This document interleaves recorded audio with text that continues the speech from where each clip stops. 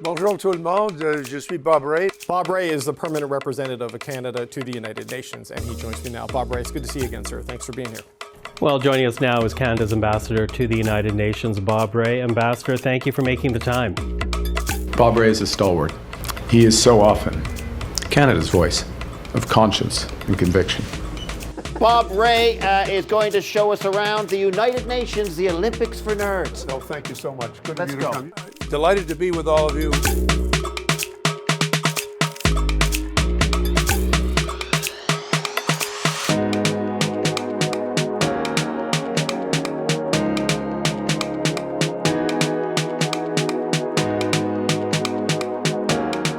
The world is changing all the time. Nous devons saisir les opportunités qui existent et qui sont devant nous pour faire la différence, leaving no one behind.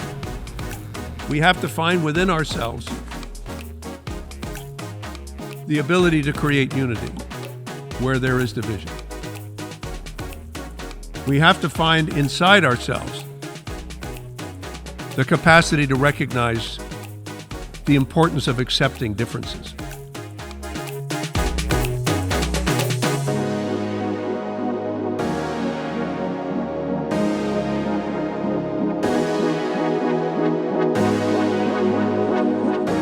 Stop this war. Stop this war. Stop it before there is more death, more pain, and more hardship. Stop the use of threats. Take your finger away from the nuclear button and never put it back for as long as you live. And so I want to suggest that we need to seize this time and all the times that we have to make a difference. Comment essayer de trouver la paix, la justice, la solidarité nécessaire. And so, above all, we must learn how to stop ignoring and hating each other. We must pull together as one expression of humanity.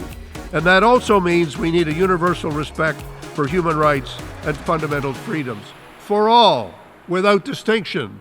Freedom not just for some people, but for all people. We need to be determined to uphold the Charter. This is the charter of the UN, and those are my father's initials, SFR, and then I added mine, RKR. I happen to have brought my copy of the charter with me. What does the charter say? Article 55 of Chapter 9, entitled International Economic and Social Cooperation, reminds all of us that the UN was not created solely to prevent war, but also to address the root causes of conflict, which are poverty, inequality, and exclusion. And just as that was true then, that is true today. To celebrate the UN, to thank those who've made a sacrifice and who are making a sacrifice today, and to dedicate ourselves once more to the purposes for which the UN was formed. And I would remind you, these are not just aspirations. These are obligations set out in the Charter. Peace would come. People say they want peace. They're the ones who can create peace with a snap of a finger. Et le changement climatique n'est pas un problème pour l'avenir, c'est un problème pour maintenant. When we assess the combined impact of deep poverty, unrelenting climate change, levels of violence not seen in generations, we must all understand that children and women are paying the highest price. This is why the Council acted as it did 25 years ago to prioritize protection for the most vulnerable.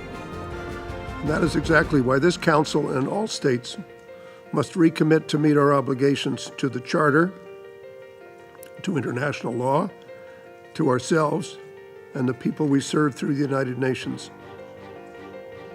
Let justice and its enforcement finally be bound together into our common future. The lesson of civilization is that we all need to work together in our self-interest, but if we don't think about the common interest, we're in trouble. And if we don't think about what's beyond the horizon, then we are finding ourselves in a situation where we're ignoring the interest of future generations.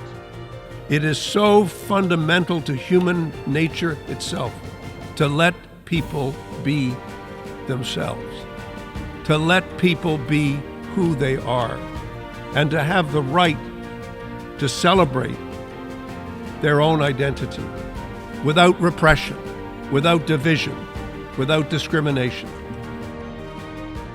Just step up and help. That's really what you have to do. Step up and help. And listen and learn from the people that you're working with. This hall and all of the great halls of the United Nations, these are places where we don't only talk, we also listen. And where we don't always agree, sometimes we disagree. And I just wanted to know why. Because that's my job. My job is to listen to people. And I don't think we're ever going to get anywhere if we don't try to listen to people, understand what are they saying, why are they saying it the way they're saying it. I would ask all of you as we go forward to think about a couple of things. The first one is the enduring value of empathy. We should find it in our hearts to speak not only about the hatred against ourselves, our own group. We should find it in our hearts to speak more about the hatred that exists for others as well. That's what empathy means. It means the ability to really understand what other people are going through. And we should find it in our hearts to do that. And in order to do that, we not only have to demonstrate that capacity for empathy and understanding, we also have to really listen to what other people are saying. It's not what you do alone, it's what you do together. And I think that's one of the things that makes you a better uniter, if you like, or a better person who can work with others, is learning really how to listen. It's about empathy, and it's about listening.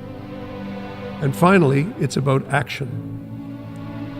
It's important that we broaden our own horizons a bit as we look and listen to others who are working in different circumstances and who come at it from a different perspective. But it's critical that we work together. And let us keep in our mind's eye and in our hearts the realities of all those who have been killed, all those who are at risk, and all those whose security is still not sufficiently protected. We can't afford the luxury and frankly the ignorance that lies behind isolationism. We can't afford it. It will cost us dearly if we fall into that trap. Our engagement has to be first thing and foremost. I'm reminded of the words of Václav Havel, who said, and I quote, "Hope is not the conviction that something will turn out well, but the certainty that something is worth doing, no matter how it turns out." We cannot stop hoping in the sense that we cannot stop trying. We must create the space around us that allows us to continue to hope, but also allows us to continue to try. We must keep trying.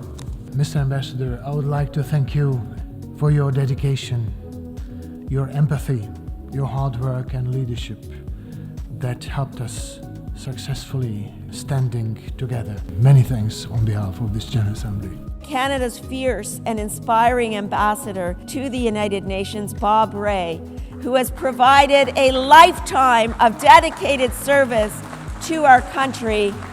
Thank you so much for this chance. Merci beaucoup, Rich. Thank you so much. Bye-bye. That's it. See how that flies?